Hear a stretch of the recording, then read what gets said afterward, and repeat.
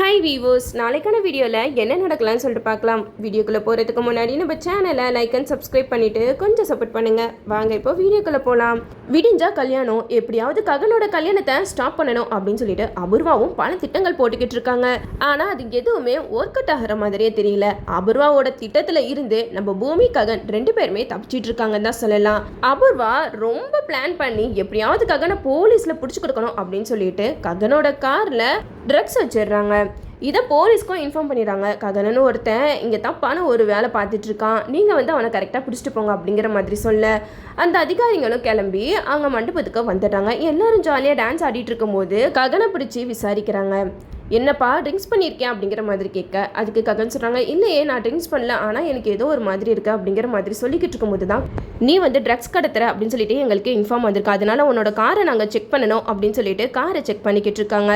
அப்போ ஒரு தடவை காரை செக் பண்ணும்போது ஒரு டோரில் அந்த ட்ரக்ஸ் எடுக்கிறாங்க. அதை எடுத்ததுமே அந்த அதிகாரி ககனை நாங்கள் அரெஸ்ட் பண்ணிட்டு போகிறோம் அப்படிங்கிற மாதிரி சொல்ல, இப்போ சந்திரா ககன் கிட்ட சொல்கிறாங்க, நாளைக்கு கல்யாணத்தை வச்சுட்டு நீ இப்படியெல்லாம் பண்ணுவியா அப்படிங்கிற மாதிரி சொல்ல, அப்போது பூமி சரியான ஆதாரத்தை கொண்டு வராங்க. இங்க பாருங்க, இது எல்லாமே அபூர்வா போட்ட பிளான் தான் அப்படின்னு சொல்லிட்டு வீடியோ ஆதாரத்தை காட்டுறாங்க. நம்ம அபூர்வா ட்ரிங்க்ஸில் ட்ரக்ஸை கலக்கிறது எல்லாமே அந்த வீடியோவில் பதிவாயிருக்கு. இதை பார்த்ததுமே அந்த அதிகாரி அப்போ தப்பு உங்கள் மேலே தான் அப்படிங்கிற மாதிரி சொல்லும்போது நம்ம சந்திரா அவங்கள தனியாக கூட்டிகிட்டு போய் பேசி சமாளிச்சிடுறாங்க. இந்த சைடு நம்ம அபூர்வாவுக்கு செம்ம அசிங்கமாயிடுச்சு. இந்த பூமி நம்மளை இப்படி அசிங்கப்படுத்திட்டாலே அப்படின்னு சொல்லிட்டு பூமி மேலே செம்ம கோவத்தில் இருக்காங்க. விடமாட்டேன்டி, நீ ககனை கல்யாணம் பண்ண விடமாட்டேன். ஆமாம், நாளைக்கு தான் உனக்கு டான்ஸ் காம்படிஷன் இருக்கேன், அந்த டான்ஸ் காம்படிஷனை விட ககனை கல்யாணம் பண்ணிக்கிறது தான் உனக்கு பெரிய விஷயமா இருக்குமா? இல்லவே இல்லை, உங்கள் அம்மாவோட கனவை நிறைவேற்றுறதுக்காக நீ கண்டிப்பாக இந்த கல்யாணத்தை விட்டு அங்கே போய் தான் ஆகணும் அப்படிங்கிற மாதிரி அபூர்வா நினச்சிக்கிட்டு இருக்காங்க. இந்த சைடு பூமி நைட்டு தூங்காமல் அப்படியே உட்காந்துட்டு இருக்காங்க. அப்போது எல்லாருமே பூமி கிட்ட பேசுகிறாங்க. என்ன பூமி, ஏன் இன்னும் தூங்காமல் இருக்க அப்படிங்கிற மாதிரி கேட்க, அதுக்கு பூமி சொல்கிறாங்க, விடிஞ்சா கல்யாணம், அப்போ தான் எனக்கு டான்ஸ் காம்படிஷனும் இருக்குது, நான் கல்யாணத்தில் உட்கார்றதா இல்லைனா டான்ஸ் காம்படிஷனுக்கு போகிறதான்னு எனக்கு ஒன்றுமே புரியல அப்படிங்கிற மாதிரி நம்ம பூமி சொல்லி புலம்பிக்கிட்டு இருக்காங்க. அப்போ தான் அபூர்வா வராங்க. இங்கே பாரு பூமி, உன் மனசில் நீ என்ன நினைக்கிற, அம்மாவோட ஆசையை நிறைவேற்றணும்னு சொல்லி தானே நீ ஆசைப்பட்டு இருக்க, அப்போ அதை ஃபர்ஸ்ட் நீ நிறைவேற்றிட்டு வா, ககன் உனக்காக வெயிட் பண்ணுவான், கரெக்டான நேரத்தில் உன் கழுத்தில் தாலியும் கட்டுவான், நீ எதுக்குமே பயப்படாத அப்படிங்கிற மாதிரி சொல்லிக்கிட்டு இருக்கும்போது சந்திரா பூமி கிட்ட பேசுகிறாங்க.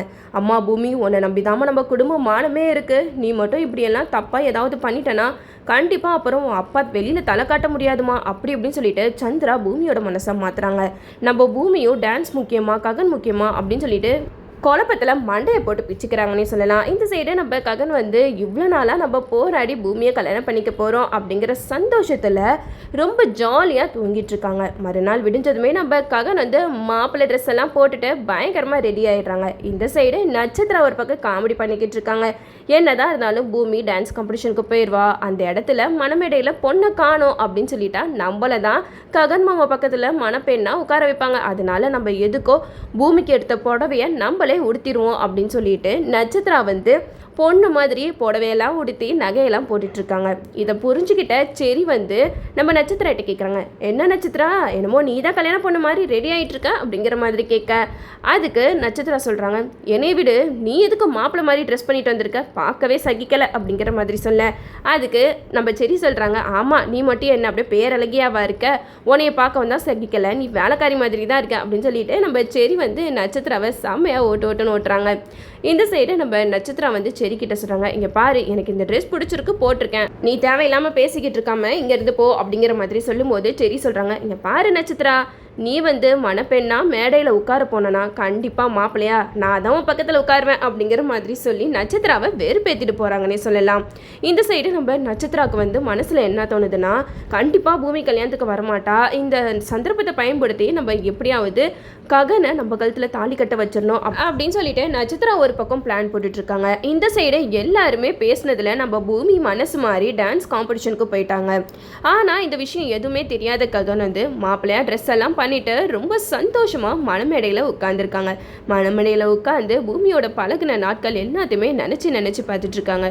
பூமி இனிமேல் உன்னையும் என்னையும் யாராலையுமே பிரிக்கவே முடியாது, இனிமேட்டு நம்ம 2 பேரும் ஹஸ்பண்ட் அண்ட் ஒய்ஃப் ஆக போகிறோம் அப்படின்ற சந்தோஷத்தில் ககன் ரொம்பவே சந்தோஷமாக மனமேடையில் உட்காந்து சிரிச்சுக்கிட்டு இருக்காங்க. இதெல்லாம் பார்த்து சந்திரா மனசில் நினைக்கிறாங்க, இன்னும் கொஞ்சம் நேரத்தில் உன் தலையில் இடி விழுக போதுடா, பூமி இங்கே இல்லவே இல்லை, எப்படி நீ பூமி கழுத்தில் தாலி கட்டுவேன் நானும் பார்க்குறேன் அப்படிங்கிற மாதிரி சந்திரா ஒரு பக்கம் நினச்சிக்கிட்டு இருக்க.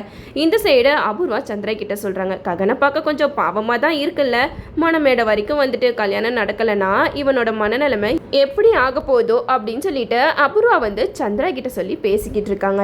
இந்த சைடு எல்லாருமே முகூர்த்தத்துக்கு நாளி ஆயிடுச்சு, போயிட்டு மணப்பெண்ணை கூட்டிட்டு வாங்க அப்படிங்கிற மாதிரி சொல்ல மீராவும் நான் போயிட்டு கூட்டிட்டு வரேன் அப்படின்னு சொல்லிட்டு பூமியோட ரூமுக்கு போறாங்க. அங்கே போனால் பூமி இல்லவே இல்லை. என்ன பூமி எங்கே போயிருப்பா அப்படின்னு சொல்லிட்டு எல்லா இடத்துலையுமே தேடிக்கிட்டு இருக்காங்க. இதை தெரிஞ்சுக்கிட்ட மருதாணி வந்து கீழே சொல்கிறதுக்காக வராங்க. இந்த சைடு நம்ம பூமி ரொம்பவே இன்ட்ரெஸ்டிங்காக டான்ஸ் ஆடிக்கிட்டு இருக்காங்க. ஒரு பக்கம் ககனோட கல்யாணம், இன்னொரு பக்கம் நம்ம அம்மாவோட ஆசை, அப்பாவோட கௌரவம் எல்லாமே இந்த டான்ஸ் காம்படிஷனில் தான் நிறைஞ்சிருக்கு. அதனால நம்ம இந்த டான்ஸை ஒழுங்காக ஆடி முடிச்சு ஃபர்ஸ்ட் ப்ரைஸ் வாங்கணும் அப்படிங்கிற மாதிரி பூமி ரொம்பவே தீவிரமாக டான்ஸ் ஆடிக்கிட்டு இருக்கேன். இந்த சைடு மருதாணி சித்தி வந்து படிக்கட்டுலேருந்து ஓடி வராங்க. பூமியை காணும், மணப்பெண் எங்கேயோ போயிட்டா அப்படிங்கிற மாதிரி சொன்னதுமே அதை நாதஸ்வரம் வாசிக்கிற எல்லாத்தையுமே ஸ்டாப் பண்ணிட்டு எல்லாரும் மருதாணி சித்தியை தான் பார்த்துக்கிட்டு இருக்காங்க. அப்போ தான் அபூர்வா வந்து மருதாணி சித்தி கிட்ட கேட்குறாங்க, என்ன சொல்கிற சித்தி, எங்கேயாவது நல்லா தேடி பாருங்க, பூமி இங்கேருந்து எங்கேயுமே போயிருக்க மாட்டா அப்படிங்கிற மாதிரி சொல்ல இது கேட்டால் மருதாணி சொல்கிறாங்க, இல்லை அவளுக்கு தான் இன்னைக்கு டான்ஸ் காம்படிஷன் ஆச்சு, அவள் எப்படி இந்த கல்யாணத்தில் உட்காருவா, அவங்க அம்மாவோட கனவு ஆசை எல்லாமே முக்கியம் அப்படின்னு சொல்லிட்டு தான் இதில் இருந்து அவள் அங்கே போயிட்டா அப்படிங்கிற மாதிரி சொல்ல இது கேட்டதுமே ககனுக்கு தூக்கி வாரி போட்டுருச்சு. என்ன பூமி என்னைய மனமேல வரைக்கும் ஏற்றிட்டு எனக்கு இப்படி ஒரு ஏமாற்றத்தை கொடுத்துட்டு போயிட்டே அப்படின்னு சொல்லிட்டு ககன் ரொம்பவே மனசுடைஞ்சு போயிடுறாரு. அந்த இடத்துல ககனை பார்க்கறதுக்கே ரொம்பவே கஷ்டமாக இருந்தது. ஆனால் இந்த சுச்சுவேஷனெல்லாம் நினச்சி அபூர்வா சந்திரா 2 பேருமே ரொம்ப சந்தோஷப்பட்டுட்டு இருக்காங்க. என்னதான் இருந்தாலும் சந்திரா ஒரு செல்ஃபிஷ் தான், தன்னோட பொண்ணு ஆசையை கூட நிறைவேற்றாம அவரோட வைராகியம் முக்கியம்னு சொல்லிட்டு அவர் அந்த இடத்துல கல் மாதிரி நின்றுட்டு இருக்காரு. இந்த சைடு நம்ம ககன் வந்து ரொம்பவே கோவப்பட்டு மனமேடை விட்டு இறங்கி வராங்க. என்ன சொல்லிக்கிட்டு இருக்கீங்க, பூமி எங்கே போயிட்டா அப்படிங்கிற மாதிரி கேட்க அதுக்கு சந்திரா சொல்கிறாங்க, பூமிக்கு உன்னை கல்யாணம் பண்ண விருப்பம் இல்லை போல், அவள் டான்ஸ் காம்படிஷனுக்கு போயிட்டா அப்படிங்கிற மாதிரி சொல்லி வெறுப்பேத்தா. அப்போ ககன் சொல்கிறாங்க, இல்லை அவள் கண்டிப்பாக போயிருக்க மாட்டா, யாரோ அவளோட மனசை மாற்றி தான் நீங்கள் அமுச்சு விட்டுட்டீங்க அப்படிங்கிற மாதிரி சொல்லும்போது அபூர்வா சொல்கிறாங்க, ககன் நீ நல்லா கொஞ்சம் யோசிச்சுப்பாரு, நேற்று வரைக்கும் பூமி ரொம்ப சந்தோஷமாக இருந்தவ, இப்போ எதுக்காக கல்யாண நேரத்தில் இப்படி ஓடி போனோம் அப்படிங்கிற மாதிரி கேட்கும்போது சாரதா சொல்கிறாங்க, இங்கே பாருங்கள் நீங்கள் சொன்னபடி நான் தான் டைவர்ஸ்க்கு ஒத்துக்கிட்டேன்ல, அப்புறம் எதுக்காக என் பையன் கல்யாணத்தில் இப்படி தகராறு பண்ணுறீங்க அப்படிங்கிற மாதிரி கேட்க அதுக்கு அபூர்வா சொல்கிறாங்க, எப்பா நாங்களாம் என்ன தகராறு பண்ணல, நாங்கள் இந்த கல்யாணத்தை நல்லபடியாக முடிச்சு வைக்கணுன்ற எண்ணத்தில் தான் இருந்தோம், ஆனால் பூமிக்கு தான் அவளோட அம்மா ஆசையை நிறைவேற்றணும் அப்படின்னு சொல்லிட்டு அவள் டான்ஸ் காம்படிஷனுக்கு போயிட்டா, அதுக்கு நாங்களாம் என்ன செய்ய முடியும் அப்படிங்கிற மாதிரி பேசிக்கிட்டு இருக்காங்க. ஆனால் இந்த சைடு நம்ம பூமியோ டான்ஸ் காம்படிஷன்லாம் முடிஞ்சு ஓடி வராங்க. நம்ம பூமி வந்ததுமே அபூர்வா வந்து பயங்கரமாக ஷாக்கிங்காக பார்க்குறாங்க, என்ன திவ டான்ஸ் காம்படிஷன் முடிச்சு அப்படியே வந்துட்டாளா அப்படிங்கிற மாதிரி பார்க்கும்போது நம்ம சாரதா வந்து பூமியை கூட்டிகிட்டு போகிறாங்க. பூமி நீ சீக்கிரம் ரெடி ஆகிட்டு வாமா அப்படிங்கிற மாதிரி சொல்ல இதை கேட்ட ககனுக்கு மனசே சரியில்லை. கண்டிப்பாக இந்த கல்யாணத்தில் சந்திராவுக்கு விருப்பமே இல்லை, அதனால தான் இப்படி கேம் ஆடிக்கிட்டு இருக்காரு, கண்டிப்பாக கடைசி நேரத்தில் ஏதாவது தடங்கல் பண்ணுவார் அப்படின்னு சொல்லிட்டு ககன் வந்து மனசில் நினச்சிக்கிட்டு தான் இருக்காங்க. இந்த சைடு நம்ம பூமியை அழுதுகிட்டே வராங்க. அழுதுகிட்டே மனமேடையில் வந்து உட்காடுறாங்க. கரெக்டாக நம்ம ககன் வந்து பூமி கழுத்தில் தாலி கட்டும்போது தாலி அப்படியே எடுத்துடுறாங்க. தாலி கட்டாமல் மனமேடையிலேருந்து இறங்கி வந்துடுறாங்க. இந்த கல்யாணம் நடக்காது அப்படிங்கிற மாதிரி சொல்லிடுறாங்க. இதை கேட்டதுமே எல்லாருமே பயங்கர ஷாக்கிங் ஆகிடுறாங்க. அடுத்து என்ன நடக்க போகுதுன்னு சொல்லிட்டு அடுத்த வீடியோவில் பார்ப்போம். ஓகே வியூவர்ஸ், என்னோட ரிவ்யூ உங்களுக்கு பிடிச்சிருந்தா லைக் பண்ணுங்கள், மறக்காமல் நம்ம சேனலை சப்ஸ்கிரைப் பண்ணிடுங்க.